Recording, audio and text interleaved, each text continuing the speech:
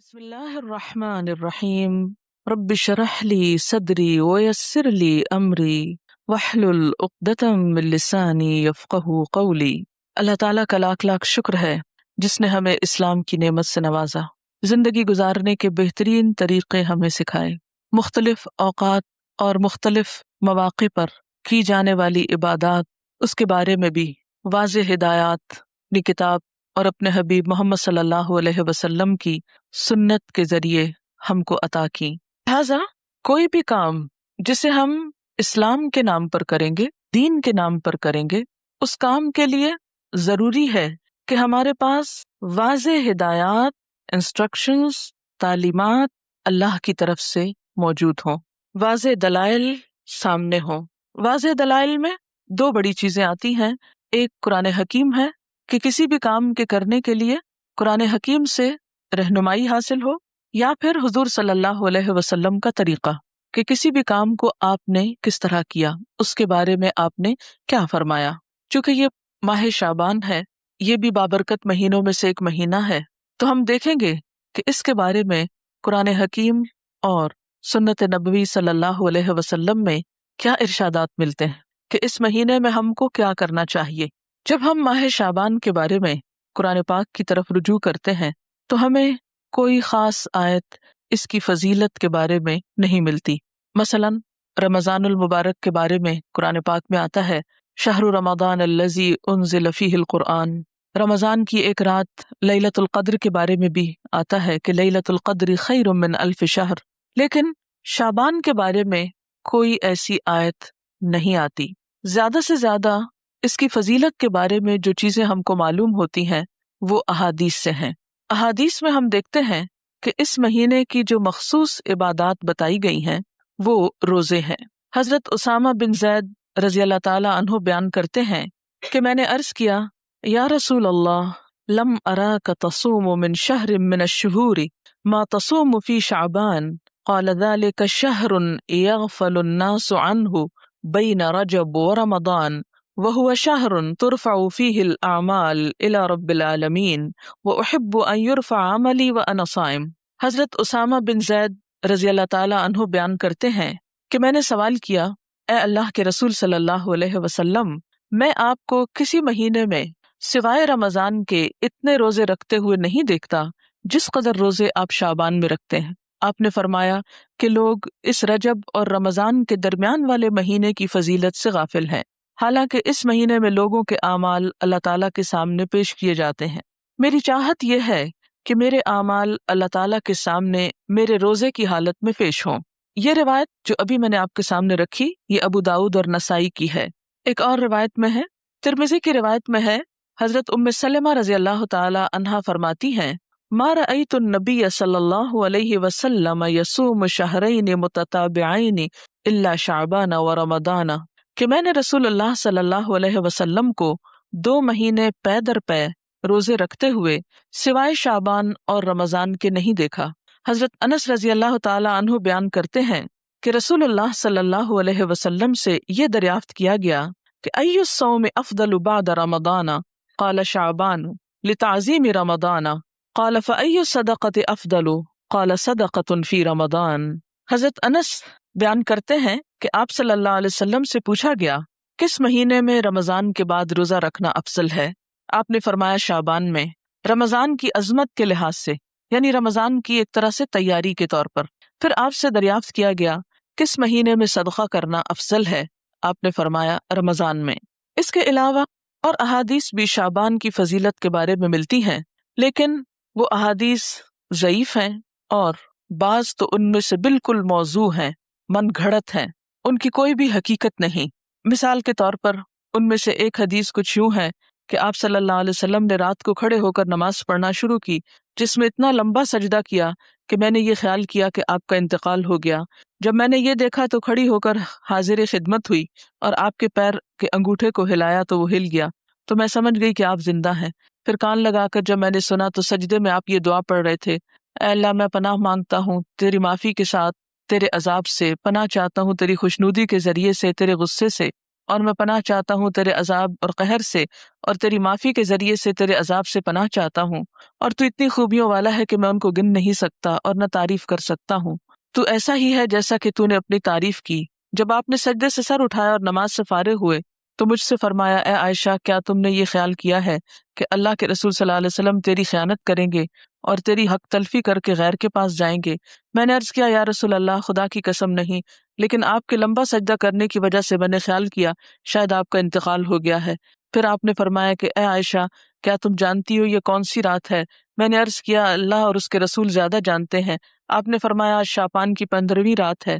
اس شب میں اللہ تعالیٰ اپنے بندوں کی طرف نظر رحمت سے دیکھتا ہے، معافی چاہنے والوں کو معاف کرتا ہے، رحم چاہنے والوں کو رحم فرماتا ہے، اور بغض رکھنے والوں کو ان کے حال پہ چھوڑ دیتا ہے۔ لیکن اس حدیث کی کوئی بھی اصل نہیں، یہ حدیث جو ہے درست نہیں، اور اس پر اعتبار نہیں کیا جا سکتا۔ اسی طرح ایک اور اسی قسم کی حدیث جو عام طور پر آپ اخباروں میں پڑھیں گے اور بہت تحریروں میں ہائی لائٹ کر کے یہ باتیں لکھی ہوئی آپ کو ملیں گی، لیکن اس حدیث کی بھی کوئی حقیقت نہیں ہے۔ اور وہ کیا ہے کہ حضرت عائشہ نے بیان کیا کہ رسول اللہ صلی اللہ علیہ وسلم نے فرمایا کہ میرے پاس جبریل تشریف لائے تھے اور فرمایا، آج کی رات شعبان کی 15ویں رات ہے، اس رات میں اللہ تعالیٰ قبیلہ کلب کی بکریوں کے بالوں کے شمار کے برابر دوزخ سے لوگوں کو آزاد کرتا ہے۔ اس رات میں مشرک کی طرف نظر رحمت سے نہیں دیکھتا، نہ کینہ پرور کی طرف دیکھتا ہے، نہ رشتہ کاٹنے والوں کی طرف، اور نہ ٹخنے سے نیچے پائجامہ لٹکانے والوں کی طرف، نہ ماں باپ کے نافرمان کی طرف، نہ شراب پینے والے کی طرف۔ تو اس کی بھی کوئی حقیقت نہیں ہے، یہ بھی بالکل ایک من گھڑت سی حدیث ہے۔ لیکن چونکہ یہ فضیلت کے باب میں ہے، اس لیے عام طور پر لوگ ان کو بے دریغ روایت کرتے رہتے ہیں۔ اسی طرح ایک اور موضوع حدیث انشاءاللہ علوم الحدیث آپ پڑھیں گے تو آپ کو اس کی پوری ہسٹری بتائی جائے گی۔ موضوع حدیث ایک اور بھی ہے کہ آپ صلی اللہ علیہ وسلم نے فرمایا، جو شخص 15ویں شعبان کی رات میں 100 رکعتیں پڑھتا ہے تو اللہ تعالیٰ اس کی طرف 100 فرشتے بھیجتا ہے، 30 اسے جنت کی خوشخبری دیتے ہیں، 30 اسے آگ کے عذاب سے امن دیتے ہیں اور اسے دنیا کی بلاؤں سے دور رکھتے ہیں، اور 10 اسے شیطان کے دھوکے سے دور رکھتے ہیں۔ یہ بھی بالکل من گھڑت حدیث ہے اور ناقابل اعتبار۔ اسی طرح ایک اور روایت بیان کی جاتی ہے کہ شعبان کی 15ویں رات میں جو شخص 12 رکعت نماز پڑھے گا، ہر رکعت میں کل ہو اللہ 30 مرتبہ، وہ نہیں مرے گا تا وقت اپنا ٹھکانہ جنت میں نہ دیکھ لے۔ از اٹ پاسبل کہ کوئی شخص یعنی جنت دنیا میں دیکھ لے؟ کیونکہ حدیث میں آتا ہے کہ وہ ایسی جگہ ہے کہ کسی آنکھ نے اس کو دیکھا ہی نہیں، کوئی دماغ اس کا تصور نہیں کر سکتا، خواب میں بھی کوئی نہیں دیکھ سکتا، تو کہاں یہ کہ وہ دیکھ لے۔ یہ بالکل من گھڑت سٹوری ہے اور ناقابل اعتبار۔ اور اس کی سفارش اس کے گھر کے 10 جہنمیوں کے بارے میں قبول کی جائے گی۔ آپ خود سوچیں ذرا اس کی حقیقت پر کہ ایک شخص ساری زندگی 5 وقت نماز پڑھتا ہے، صدقہ خیرات کرتا ہے، جھوٹ سے بچتا ہے، حرام سے بچتا ہے، اس کے بارے میں تو کوئی ایسی خوشخبری نہیں سنائی گئی، اور کہاں یہ کہ ایک شخص ایک رات میں کھڑے ہو کر ایک رکعت میں 30 دفعہ قل ہو اللہ پڑھ لے، اور اس کے لیے اتنی بڑی بشارتیں کہ وہ دنیا میں ہی جنت دیکھ لے اور 10 گھر والوں کو بچا لے کہ جن کے بارے میں جہنم کا فیصلہ ہو چکا۔ یہ بات تو عقل بھی نہیں مانتی، کہاں یہ کہ اس کے اوپر دین کے اعتبار سے کوئی اعتماد کیا جا سکے۔ پھر اسی طرح ایک اور موضوع حدیث ہے، شعبان کی 15ویں تاریخ کا روزہ 120 سال کے روزے کے برابر ہے۔ یہ بھی مشہور ہے بات، اور یہ بالکل جھوٹ بات ہے، یعنی 60 سال گزشتہ زمانے کے اور 60 سال آئندہ کے، اور یہ چیز بھی قابل اعتبار نہیں۔ تو جو صحیح روایات سے ہم کو پتہ چلتا ہے شعبان کے بارے میں، وہ کیا ہے کہ اس مہینے میں روزوں کی فضیلت ہے، یعنی ایک برکت والا مہینہ ہے، رمضان کی ابتدا ہے، رمضان کی تیاری ہے، اور کثرت سے نفلی روزے رکھنے چاہیے۔ ہاں، 15 شعبان کے بعد نفلی روزوں سے بھی روکا گیا ہے تاکہ رمضان کے لیے کمزوری نہ ہو اور رمضان کے روزے چھٹنے کا اندیشہ نہ ہو۔ ایک آیت جو عام طور پر اس رات کے بارے میں قرآن پاک سے کوٹ کی جاتی ہے، وہ سورۃ الدخان کی یہ آیت ہے، انا انزلناہ فی لیلۃ مبارکۃ انا کنا منذرین فیہا یفرق کل امر حکیم امرا من عندنا انا کنا مرسلین رحمتا من ربک انہ هو السمیع العلیم۔ ترجمہ ہے اس کا، بے شک ہم نے اسے برکت والی رات میں اتارا ہے، بے شک ہم خبردار کرنے والے ہیں، اس میں بانٹا جاتا ہے ہر حکمت والا کام ہمارے پاس کے حکم سے، بے شک ہم بھیجنے والے ہیں تمہارے رب کی طرف سے رحمت، بے شک وہی سنتا جانتا ہے۔ یہ آیات مکہ معظمہ میں نازل ہوئیں، واقعہ معراج سے قبل نازل ہوئیں۔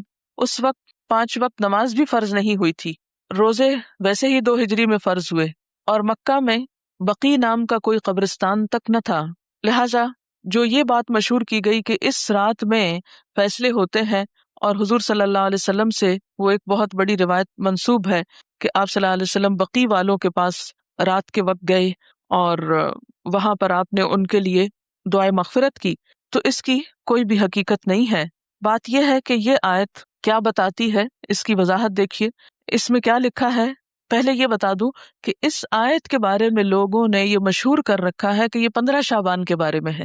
یعنی سورۃ دخان کی یہ آیتیں عام طور پر آپ دیکھیں گے کہ ٹیلی ویژن میں 15ویں شب کو مختلف پروگرامز کے شروع میں کوٹ کی جاتی ہیں، پڑھی جاتی ہیں، اور لوگوں کو اس آیت کے ریفرنس سے یہ بتایا جاتا ہے کہ یہ 15 شعبان ہے۔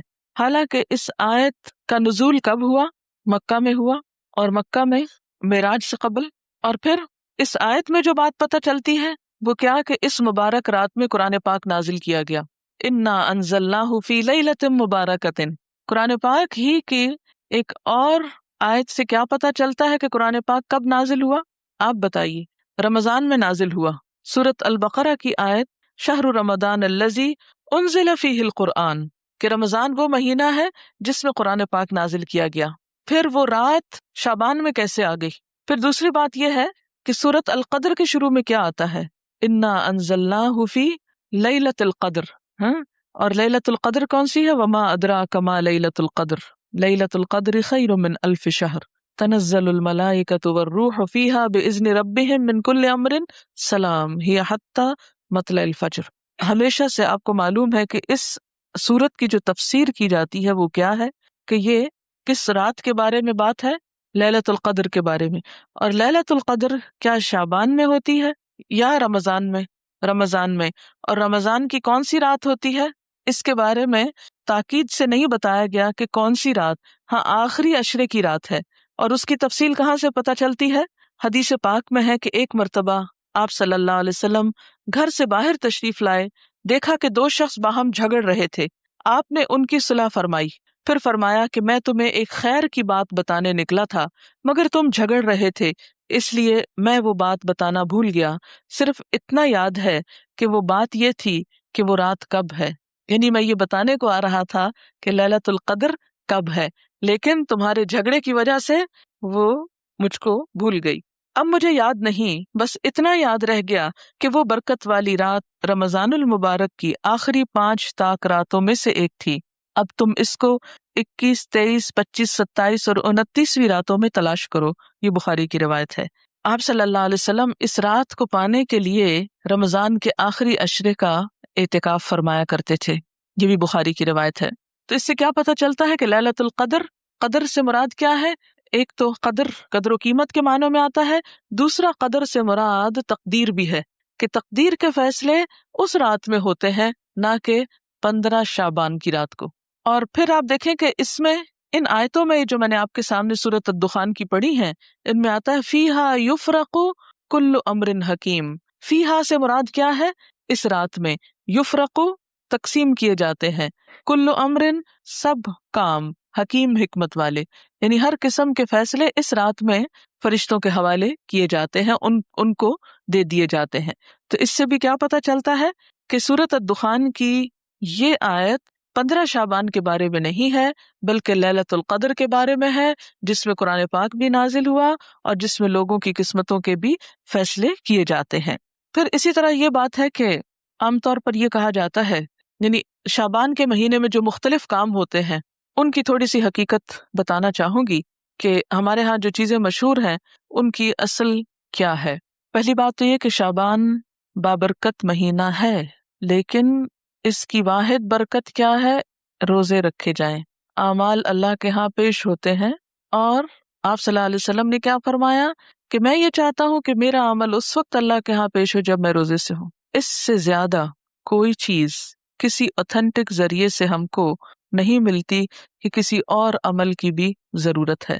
ہمارے ہاں یہ رات یعنی شعبان میں خاص طور پر 15 شعبان کی رات شب برات کے نام سے مشہور ہے، جس کو شب رات کہتے ہیں۔ آپ دیکھیے کہ اسلام میں جو اہم دن آتے ہیں قرآن پاک اور سنت رسول صلی اللہ علیہ وسلم سے پتہ چلتے ہیں، ان میں سے بعض یہ ہے، مثلا یوم الحج، یوم عرفہ جس کو کہتے ہیں، یوم ترویہ، जिस दिन हज की इब्तिदा होती, यौम नहर जिस दिन कुर्बानी होती, शहर रमदान जब रोजे रखे जाते हैं, लैलतुल कद्र जो रमजान ही के आखिरी रातों में से एक है, कुरान जिसमें नाजिल हुआ, ईद उल अजहा, ईद उल फित्र, अयाम बीस क्या है? हर महीने के 13, 14 और 15, यानी एक 14वीं से पहले की रात और एक 14वीं के बाद की रात, इनके जो दिन है, यानी 13 का दिन, फिर 14 का दिन और 15 का दिन, इन दिनों में रोजा रखना जो है वो मसनून है। यानी हर महीने जो शख्स रोजे रखना चाहे वो इन 3 दिनों में रखे। इनको अय्याम बीस इसलिए कहते हैं कि इनकी रातें भी रोशन होती हैं। फिर इसी तरह यौमुल जुमा, उसकी फजीलत आई है, सूरत अल जुमा भी है। इसी तरह अय्याम तशरीक है, या कुछ और दिन भी हो सकते हैं जिनका बराह रास्त जिक्र जो है वो कुरान पाक में नहीं आया। लेकिन शब बरात का नाम न कहीं कुरान में आया है और न कहीं हदीस में आया है। शब बरात न कुरान में न हदीस में। इसकी एक वजह तो ये भी हो सकती है कि इसका ये जो लफ्ज है शब, ये अरबी का लफ्ज ही नहीं है, ये किसका लफ्ज है? फारसी का लफ्ज है। और अगर इसके आगे रात लगाते हैं, शब रात, तो रात भी अरबी का लफ्ज नहीं। और अगर आप इसके आगे बरात लगाते हैं, शब बरात, तो बरात भी अरबी का लफ्ज नहीं, ये शायद संस्कृत का लफ्ज है जो शादी में बरात आती है। बाज लोग ये कहते हैं कि इसका नाम शब बराअत है। बराअत कहते हैं बेजारी को, जैसे सूरत तौबा के शुरू में आपने पढ़ा बराअतुम मिनल्लाहि व रसूलिही, सूरत तौबा की इब्तिदा इसी से होती है। तो बराअत का लफ्ज़ी माना क्या होता है? बेजारी। तो इस रात में किसकी किससे बेजारी, अगर शब बराअत कहते हैं, हालांकि बराअत कोई नहीं बोलता, तो ये अपनी तरकीब के एतबार से भी कोई इस्लामी तरकीब नहीं है और ना ही कोई इस्लामी एतबार से इसकी कोई फजीलत या अहमियत या हकीकत बनती है। शब बरात जो है या शब रात जो है हमारे यहाँ आमतौर पर बाकायदा जश्न की शक्ल में मनाई जाती है। हालांकि इस्लाम में जश्न के दिन सिर्फ 2 हैं, ईद उल फित्र और ईद उल अजहा। हजरत अनस रजी अल्लाह ताला अन्हु से रिवायत है कि जब रसूलुल्लाह सल्लल्लाहु अलैहि वसल्लम मदीना मुनव्वरा आए तो उनके यहाँ 2 दिन थे जिनमें वो खेलते और खुशियां मनाते।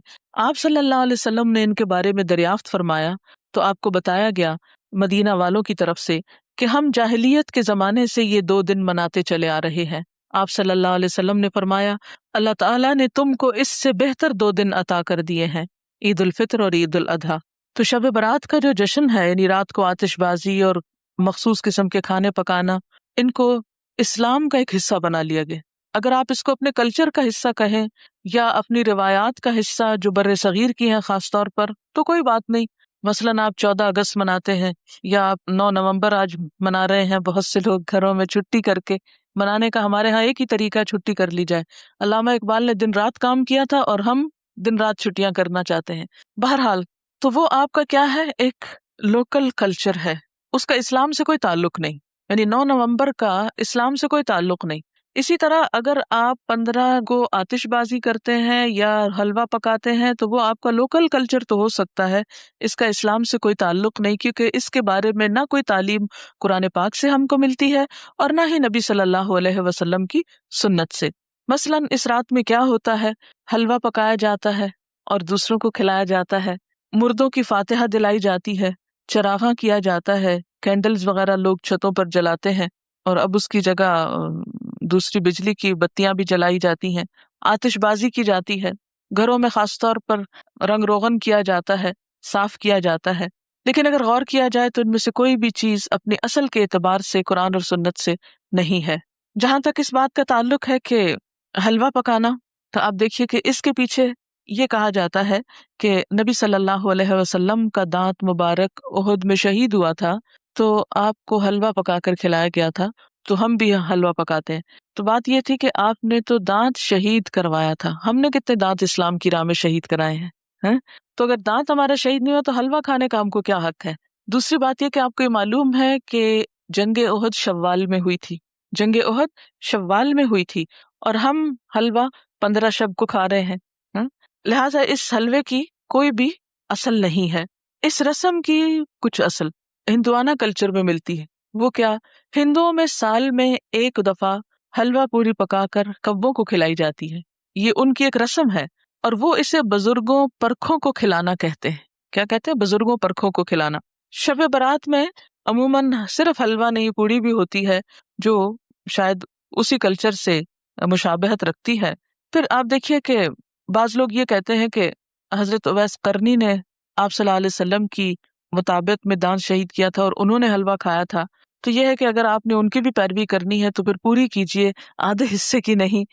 پہلے دانت توڑیے اور اس کے بعد پھر حلوہ کھائیے. لیکن بات یہ ہے کہ آپ صلی اللہ علیہ وسلم سے صرف بیٹھ کر حلوہ کھانے کی کوئی روایت نہیں ملتی. آپ کے گھر میں تو 2 ماہ چولہا نہیں جلتا تھا، صرف کھجور پانی پہ گزارا ہوتا تھا. پھر اسی طرح یہ ہے کہ بعض لوگ شب برات کو مردوں کی عید بھی کہتے ہیں، یعنی عید الفطر تو زندوں کی عید ہے، بعض کے ہاں شب برات مردوں کی عید ہے. ان کا خیال یہ ہے کہ اگر کوئی شخص شبرات سے پہلے مر جائے تو جب تک شبرات میں حلوہ پوری اور چپاتی پر اس کی فاتحہ نہ کی جائے وہ مردوں میں شامل نہیں ہوتا. اور نہ اس کے کنبے میں پہلا تہوار منایا جاتا ہے. یعنی رواج کیا ہے کہ جب کوئی فوت ہو جائے تو پہلا تہوار یہ منایا جائے، پھر اس کے بعد کوئی شادی رکھی جائے یا کوئی اور خوشی کا موقع. تو یہ مردے کی پہلے عید کی جائے پھر اپنی عید. آپ نے دیکھا ہوگا کہ اگر کسی کا کوئی رشتہ دار عید سے پہلے فوت ہو جائے تو لوگ عید نہیں مناتی ہے. ہمارے یہاں کتنی عام ہے یہ بات نا. حالانکہ افسوس جو ہے اس کی مدت تو سوائے شوہر کے 3 دن مقرر کی گئی.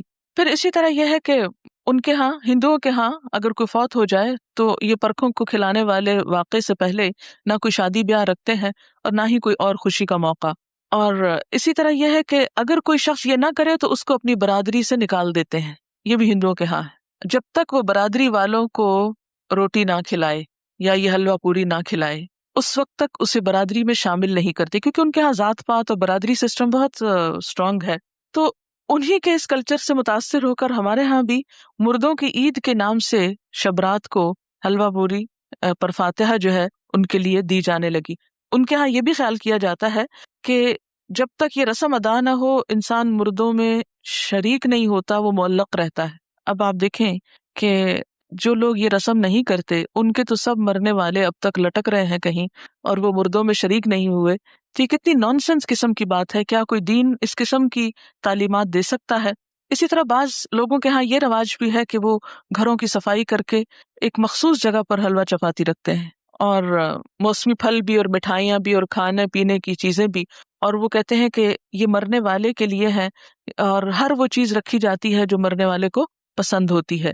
اور بعض اوقات لوبان اور اگربتی وغیرہ جلا کر بھی اس کو مزید بارونق کیا جاتا ہے.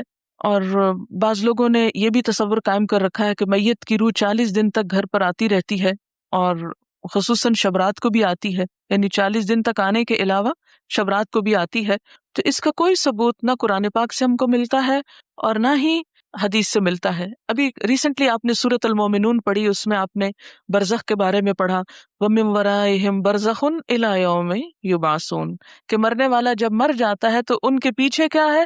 برزخ، پردہ آ گیا. کب تک؟ إِلَىٰ يَوْمِ يُبْعَثُونَ. کہاں اب ان کا آپ کے گھروں میں آنا اور آ کر کھانے پینے کی چیزیں دیکھ کر ترسنا، کیونکہ اب وہ خود تو کھا نہیں سکتے. یعنی یہ کتنے افسوس کی بات ہے کہ ایک روح آ رہی ہے اور آپ اس کے لیے کھانے پینے کی چیزیں رکھ رہے ہیں جو وہ کھا بھی نہیں سکتی. تو دین میں اس قسم کے کوئی عمل نہیں ہے کہ جو عقل سے مطابقت نہ رکھتے ہوں. جی یہ پوچھ رہی ہیں کہ وہ سب پھر کھاتا کون ہے؟ اگر سمجھ بھی لیا جائے کہ وہ سپوز کہ وہ آتے ہیں تو آ کے دیکھ کے چلے جاتے ہیں اور پھر ہم خود بیٹھ کے کھا لیتے ہیں یا اوروں کو کھلا دیتے ہیں. یہ کس قدر شرمناک بات ہے کہ مہمان نے تو کچھ کھایا نہیں اور اپنی موج کر لی ہم نے. اور بعض لوگ اس کی دلیل جو روحوں کے آنے کی کہتے ہیں کہ قرآن پاک میں بھی روح کا لفظ آیا ہے، اور حالانکہ آپ جتنی آیتیں بھی اس ضمن میں پڑھ چکے ہیں وہ حضرت جبریل علیہ السلام کے بارے میں ہے یا وحی کے بارے میں ہے. اور بعض لوگوں کا خیال یہ ہے کہ اگر شبرات کو یہ فاتحہ نہ دلائی جائے تو مردے غمگین واپس جاتے ہیں، اور اگر فاتحہ دلائی جائے تو مردے خوش خوش واپس جاتے ہیں. یہ ہندوانہ سوچ ہے کیونکہ ہندوؤں کے ہاں روحیں بھٹکتی پھرتی ہیں. انشاءاللہ آپ کو لیٹر آن یہ 3 بڑے مذاہب جو بر صغیر سے متعلق ہیں، ہندوازم اور بدھزم اور سکھوں کے بارے میں انشاءاللہ کچھ لیکچرز دلوائے جائیں گے. یہ ہم آخر میں بالکل کرتے ہیں اور اس وقت جب آپ قرآن پاک تقریباً پڑھ چکے ہو، تاکہ آپ جب وہ سنیں تو قرآن کو کمپیئر کر سکیں کہ ان باتوں کی تردید قرآن میں کس کس طریقے سے ہوتی ہے. پھر آپ کے اپنے اندر بھی ایک میزان پیدا ہو جاتا ہے نا. اگر ہم ابھی آپ کو سنا دیں تو شاید آپ کو وہ ایک معلومات سے زیادہ کوئی چیز نہ لگے. تو ہندوؤں کے ہاں یہ سمجھا جاتا ہے کہ روحیں بھٹکتی پھرتی ہیں اور ان کے خیال میں تو بعض اوقات وہ دشمنوں سے انتقام بھی لیتی ہیں، لیکن قرآن پاک سے اور حضور صلی اللہ علیہ وسلم کی سنت سے کہیں ثابت نہیں۔ آپ صلی اللہ علیہ وسلم نے کبھی نہیں فرمایا کہ آج حضرت خدیجہ کی روح واپس آئی ہے، یا میرے والدین کی روح آئی ہے، یا آپ کے بیٹے جو آپ کی زندگی میں فوت ہو گئے تھے ان میں سے کسی کی روح آئی، یا آپ کے جو عزیز چچا تھے حضرت حمزہ ان کی کوئی روح، یا دیگر کسی کی بھی روح کے بارے میں آپ صلی اللہ علیہ وسلم سے کوئی بھی ایک روایت نہیں ملتی۔ زیادہ سے زیادہ جو ملتا ہے یہ سورۃ المومنون کی آیت ہے جو کیا بتاتی ہے کہ مرنے والوں کے پیچھے وَمِن وَرَائِهِمْ بَرْزَخٌ إِلَى يَوْمِ يُبْعَثُونَ، اور برزخ کا لفظی معنی کیا ہے؟ پردہ، اوٹ، حجاب، آڑ، کہ اب وہ ادھر نہیں آ سکتے، ہم ادھر نہیں جا سکتے، وہ ادھر نہیں آ سکتے۔ یہی تو اصل جدائی ہے، ورنہ سینسز ہمارے اندر بھی ہیں اور سینسز ان کے اندر بھی ہیں۔ موت اس چیز کا نام نہیں کہ سینسز ختم ہو گئے، سینسز ان کے بھی موجود ہیں اور ہم لوگ بھی جیتے جاگتے ہیں۔ موت آپ یوں سمجھ سکتے ہیں کہ جیسے ایک یہ کمرہ ہے، اس وقت ہم یہاں بیٹھے ہیں، اور ایک ساتھ والا کمرہ ہے، اور ان دونوں کے بیچ میں ایک دیوار ہے، اس کا دروازہ کھلتا ہے تو ایک شخص ادھر چلا جاتا ہے۔ موت کا بھی یہی ہوتا ہے کہ وہ ایک مخصوص گیٹ کھلتا ہے اور انسان اس دنیا سے رخصت ہو کے دوسری دنیا میں چلا جاتا ہے۔ موت فنا کا نام نہیں، موت صرف انتقال ہے، ایک جگہ سے دوسری جگہ جانے کا نام ہے۔ یہاں بھی انسان خوشی غم محسوس کرتا ہے اور برزخ میں بھی انسان خوشی غم محسوس کرتا ہے۔ دنیا میں خوشی غم کے اسباب اور ہوتے ہیں، برزخ میں خوشی غم کے اسباب انسان کے اعمال ہوتے ہیں۔ وہاں ان کو خوشیاں ملتی ہیں جو اچھے عمل کر جائیں، یا ان کے پیچھے ان کی اولاد کوئی اچھے کام کرے، یا صدقہ جاریہ کے کچھ کام چھوڑ جائیں تو وہ ان کی خوشیوں کا سبب ہوتے ہیں۔ جبکہ دنیا میں ہم عام طور پر مال وغیرہ یا لوگوں کے جمع ہونے یا کھانے پینے کی محفلوں میں خوش ہوتے ہیں، جبکہ وہاں پر ایسی نہ کوئی محفل ہے اور نہ ایسے کوئی انتظام ہے، اور نہ یہ چیزیں وہاں پر فائدہ دیتی ہیں، جیسے کہ قرآن پاک میں آتا ہے یوم لا ينفع مال ولا بنون الا من اتى اللہ بقلب سلیم۔ اس دن نہ مال اور نہ بیٹے کچھ بھی کام نہیں آئے گا سوائے اس کے جو قلب سلیم یعنی سلامت دل لے کر آیا، کہ جس میں صرف اللہ کی ذات جمی ہوئی ہو۔ اسی طرح یہ ہے کہ ہمارے ہاں چراغاں اور آتش بازی کی جاتی ہے، لائٹننگ کی جاتی ہے، یہ بھی بیسیکلی ایک ہندوانہ رسم ہے، اور اگر ہندوانہ نہ بھی ہو ہمیں اس سے بھی کوئی نہیں کہ کس کی ہے اور کس کی نہیں، اس لیے کہ صرف ہندو نہیں تو دنیا بھر میں اب آتش بازی کے شو جو ہیں وہ دیکھے جا سکتے ہیں۔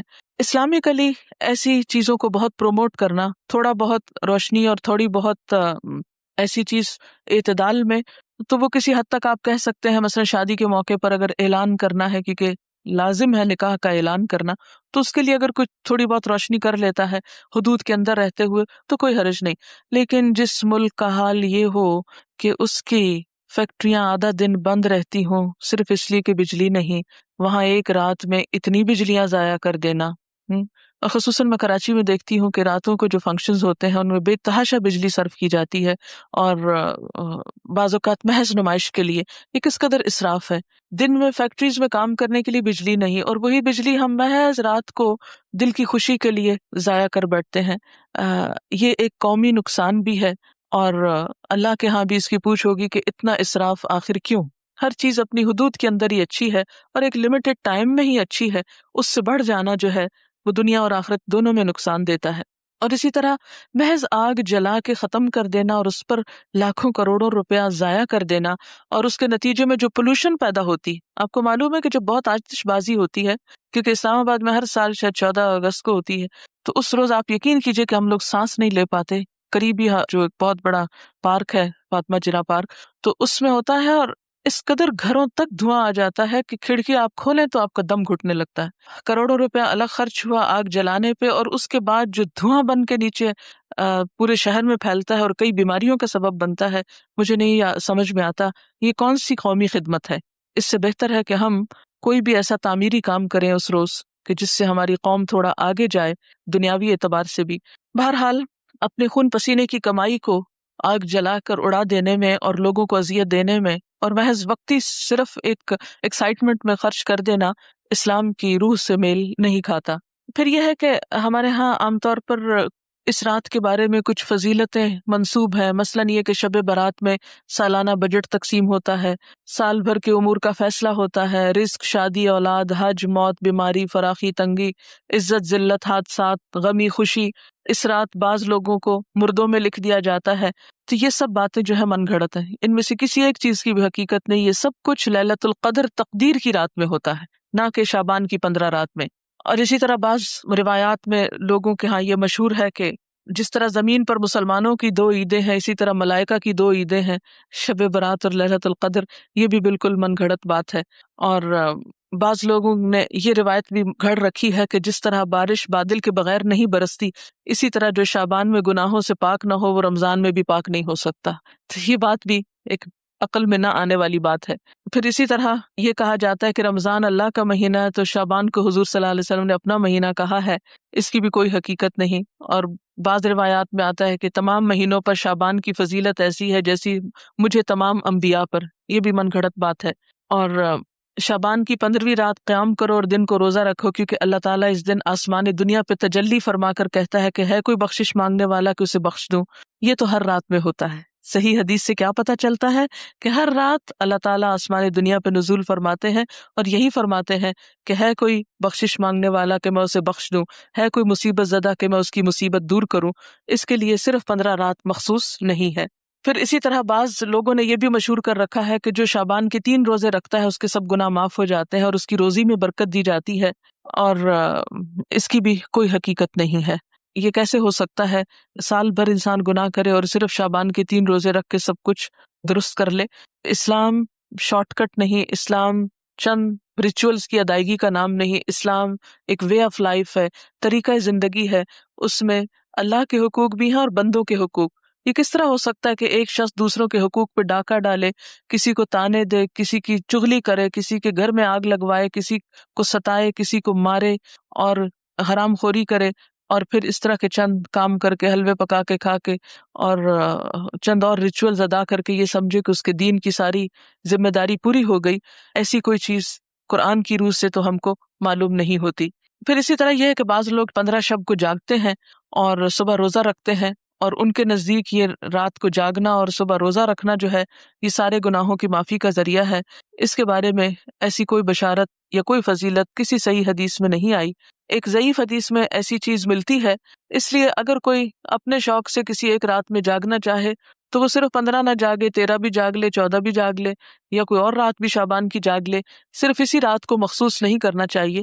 تو عام طور پر لوگ یہ کہتے ہیں کہ کیا فرق پڑتا ہے، کوئی نیکی کرتا ہے تو کرتا رہے، تو ٹھیک ہے وہ ان کی مرضی، لیکن اگر کوئی یہ سمجھے کہ اس نیکی سے میرے سارے گناہ معاف ہو جائیں گے یا میرے اگلے پچھلے گناہوں کی صفائی ہو جائے گی، تو ایسی کوئی توقع نہیں رکھنی چاہیے۔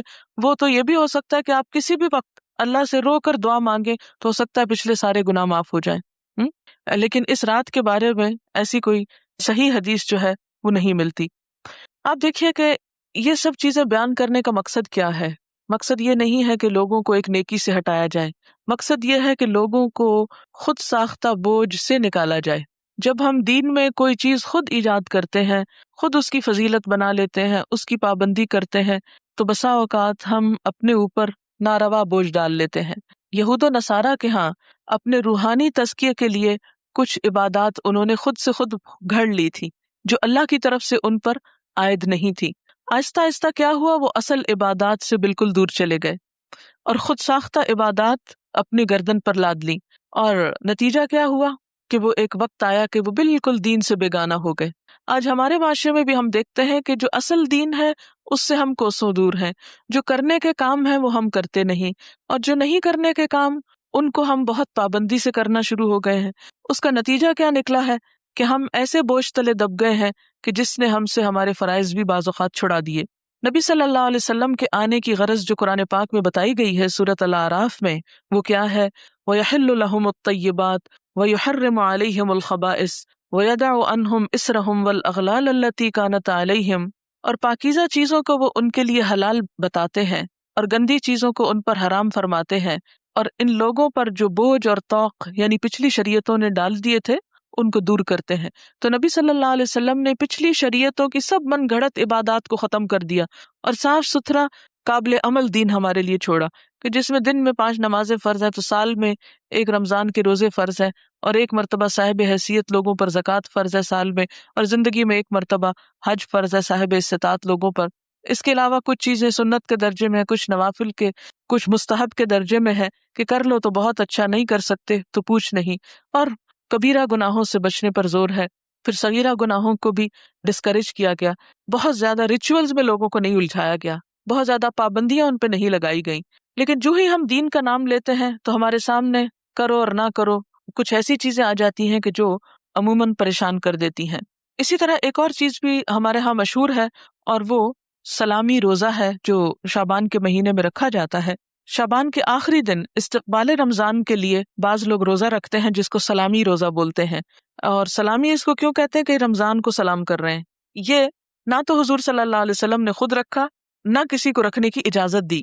آپ کا حکم کیا ہے کہ نصف شعبان کے بعد نفلی روزے مت رکھو۔ ہاں، اگر کسی کا فرض رہتا ہے قضا تو وہ رکھ لے، نفلی روزے رکھنے سے نصف کے بعد منع کیا۔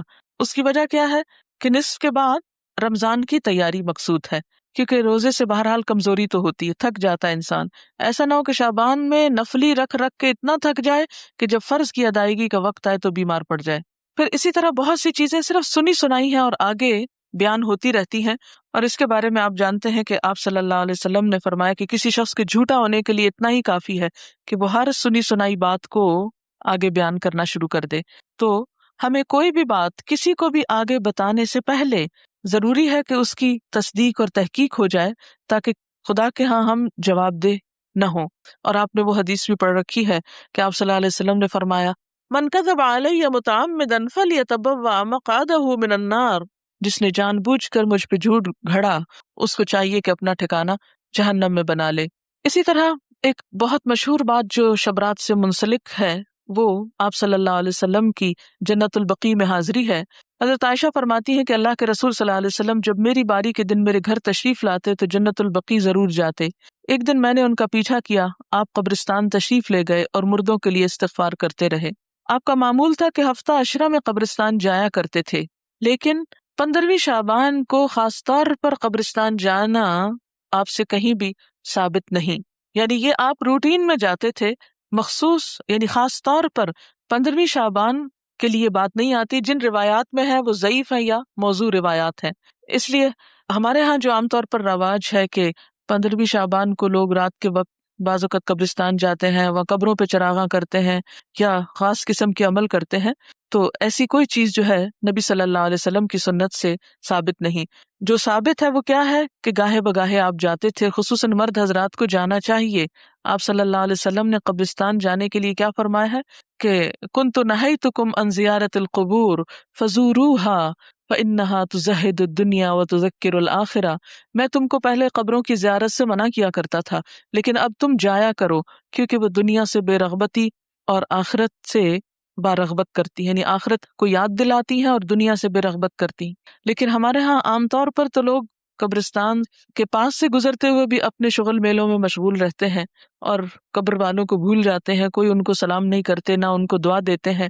اور اسی طرح وہاں کبھی عبرت کی نظر سے کتنے لوگ ہیں، آپ سب جا کے اپنے گھر والوں سے پوچھئے کہ کتنے لوگوں نے اس حدیث پر عمل کیا ہے کہ نبی صلی اللہ علیہ وسلم نے جو فرمایا ہے کہ قبروں کی زیارت کیا کرو کیونکہ وہ دنیا سے بے رغبت کرتی ہیں اور آخرت کی یاد دلاتی ہیں۔ ہم میں سے کتنوں کے باپ، بھائی، بیٹے صرف اس غرض سے کبھی قبرستان گئے ہوں کہ جا کے اپنی موت کو یاد کر کے آئیں، نہ ہونے کے برابر۔ لیکن جو چیز اللہ کے رسول صلی اللہ علیہ وسلم نے نہیں کی وہ ہم سب شوق سے کرتے ہیں، اور اس میں پھر ایک میلے کا سما بھی پیدا کر لیتے ہیں۔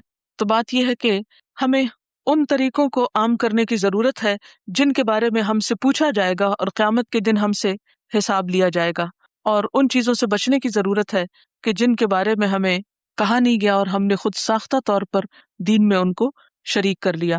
آپ دیکھیے کہ جیسے کہ پہلے شروع میں نے عرض کیا کہ اس رات کے بارے میں جو سورۃ الدخان کی آیت کوٹ کی جاتی ہے، تو یاد رہے کہ سورۃ الدخان مکہ میں نازل ہوئی، اور شعبان کے لیے جنت البقیع جانے کی روایت مدینہ سے تعلق رکھتی ہے۔ پھر یہ کس طرح ہو سکتا ہے کہ ایک کام مکہ ہوا اور دوسرا مدینہ ہوا؟ یہ سب باتیں اس لیے مشہور ہوئیں کہ ان کی اصل حقیقت پر غور نہیں کیا گیا، اور صرف دیکھا دیکھی یا سنا سنائی میں یہ چیزیں عام کر کے لوگوں میں اتنی پھیلا دی گئیں کہ اگر کوئی شخص اس کے بارے میں یہ بتائے بھی کہ یہ درست نہیں تو عموماً اسی کو برا بھلا کہا جاتا ہے اور ان چیزوں پر اصرار کیا جاتا ہے۔ یہ تھی اصل حقیقت جو میں نے آپ کے سامنے رکھی ہے۔ اگر آپ چاہیں تو اس کو قبول کر لیں اور چاہیں تو آپ وہی کریں جو آپ کرتے رہتے ہیں، کیونکہ میرا حساب بھی اللہ کے ذمہ ہے اور آپ کا بھی۔ ہم میں سے کوئی کسی کا ذمہ دار بنا کے نہیں بھیجا گیا، ہر ایک کو خود جواب دہی کرنی ہے۔ فرض یہ بنتا ہے کہ جو بات انسان کو معلوم ہو وہ دوسروں تک پہنچا دے۔ تو خلاصہ کیا ہے ساری گفتگو کا کہ نمبر ایک کہ بابرکت رات جس کی طرف سورۃ الدخان میں اشارہ کیا گیا ہے وہ لیلۃ القدر کی رات ہے، اور لیلۃ القدر رمضان کی رات ہے، 15 شعبان کی رات نہیں ہے۔ اور اس کے علاوہ جو رسم و رواج عموماً اس رات کے حوالے سے کیے جاتے ہیں وہ اسلامی کلچر کا حصہ نہیں، اور انہی رسموں کے بارے میں ہی علامہ اقبال نے کہا تھا، وضع میں تم ہو نصارہ تو تمدن میں ہنود، یہ مسلمان ہیں جنہیں دیکھ کے شرمائے یہود، یہ امت روایات میں کھو گئی، حقیقت خرافات میں کھو گئی۔ تو بات یہ ہے کہ خرافات اتنی عام ہو گئی ہیں کہ اصل حقیقت ہماری نظروں سے اوجھل ہو گئی ہے۔ میکسیمم جو کرنے کا کام ہے وہ یہ کہ روزے رکھیے، اور وہ بھی 15 کے بعد نفلی نہیں، اگر پچھلے سال کے آپ کے کوئی چھٹے ہوئے ہیں تو ان کو پورا کر لیجیے۔ کچھ دن پہلے عیسائیوں کے ہاں بھی مردوں کی عید منائی گئی۔ شارع فیصل پر عیسائیوں کے قبرستان پر بے انتہا رش تھا، لوگ صبح سے چرچ چلے گئے تھے۔ میں اکثر سوچا کرتی تھی کہ یہ ٹرینڈ ہمارے ہاں ہندوؤں سے آیا ہے یا کرسچن سے۔ پوچھا جا سکتا ہے، اگر آپ کے کوئی ہمسائے ہوں تو آپ پوچھ لیجئے اور بتا دیجیے تاکہ ہمارے علم میں بھی اضافہ ہو۔ کسی بھی کلچر سے ہو سکتا ہے لیکن بہرحال اسلامی کلچر نہیں ہے۔ بہت سے لوگ کہتے ہیں کہ شب برات کو، کہ اس رات کو پورے سال میں لوگ جو مرتے ہیں ان کے پتے جھڑ جاتے ہیں۔ وہ پتے لگے ہوئے کہاں ہیں؟ آپ کے گھر کے درخت پر یا کسی خاص درخت پر؟ یہ بھی ایک سنی سنائی بات ہے۔ کسی قرآن حدیث سے یہ نہیں پتا چلتا کہ پتا گرنے سے کوئی مرتا ہے۔ کسی بزرگ سے پوچھا گیا کہ کون سی رات شب قدر ہے، تو انہوں نے کہا ہر رات شب قدر ہے اگر تو اس کی قدر جانے، یعنی ہر رات کو اگر تم عبادت کرو تو اللہ کے ہاں بہت بڑی، یعنی تہجد کے وقت اٹھو، مراد یہ ہے۔ لیکن ہم اس وقت سوئے رہتے ہیں، اور آپ کو یہ بھی معلوم ہے نا، ہر رات قبر پکارتی ہے، میں کیڑوں کا گھر ہوں، میں مٹی کا گھر ہوں، میرے پاس آنے کے لیے کچھ تیاری کر لو، لیکن وہ تو آواز ہم کو نہیں سنائی دیتی۔ اگر پچھلے روزے چھوٹے ہوئے ہوں تو اگلے قبول نہیں ہوتے؟ نہیں، ایسی بات نہیں، اگلے قبول تو ہو جاتے ہیں لیکن پچھلے زیادہ لمبے عرصے تک چھوڑے نہیں رکھنے چاہیے، زندگی کا کچھ پتہ نہیں ہوتا۔ اللہم انک عفو کریم تحب العفو والی شعبان کی رات کو پڑھنے کی خاص طور پر تاکید ہے یا نہیں؟ یہ شعبان کی رات کو پڑھنے کی تاکید نہیں بلکہ لیلۃ القدر میں آخری راتوں میں پڑھنے کی تاکید ہے۔ یہ کسی نے لکھا ہے کہ عرب حالانکہ بہت امیر ہوتے ہیں مگر اسراف سے بچنے کے لیے لوگ شادی کے اعلان کے طور پر اپنے فلیگ لگاتے ہیں تاکہ مہمانوں کو گھر ڈھونڈنے میں مشکل نہ ہو، بجائے اس کے کہ وہ رات میں بتیاں لگائیں اور بجلی ضائع کریں۔ یہ ایک اچھا آلٹرنیٹ ہے، آپ کوئی اور علامت بھی رکھ سکتے ہیں۔ اکثر لوگ اس ماہ میں قبروں پر جا کر دعا کرتے ہیں اور قبروں پر مٹی وغیرہ رکھتے ہیں یا ٹھیک کرواتے ہیں۔ یہ تو کسی بھی وقت کرائی جا سکتی ہے قبروں کی درستگی، جب قبروں کو درست ہونے کی ضرورت ہو، نہ کہ صرف اس رات میں یا اس مہینے میں۔ بڑی رات سمجھ کر 15ویں شب کو مغرب کی نماز پڑھنے کے بعد اوابین پڑھتے ہیں 6 رکعت، کیا یہ پڑھ سکتے ہیں؟ یہ اگر آپ نے پڑھنا ہے تو عام طور پر پڑھا کریں، صرف اسی ایک رات میں کیوں پڑھ کے فارغ ہونا چاہتے ہیں؟ اگر شعبان کے مہینے میں فرض چھٹے ہوئے روزے رکھ لیں تو کوئی حرج نہیں، کہ پہلے بتا دیے گئے کہ کوئی حرج نہیں۔ کیا 15 شعبان کی رات اور اگلے دن کے روزے کا کانسیپٹ اور ممالک میں بھی ملتا ہے؟ جی ہاں، بعض اور ممالک میں بھی ضعیف احادیث پر لوگ عمل کرتے ہیں اور کچھ نہ کچھ عبادت وغیرہ کرتے ہیں، لیکن یہ کہ جس طرح ہمارے ہاں خاص طور پر آتش بازی اور مردوں کی عید اور اس قسم کی چیزیں ہیں، یہ عموماً نہیں ملتی۔ وآخر دعوانا ان الحمد للہ رب العالمین۔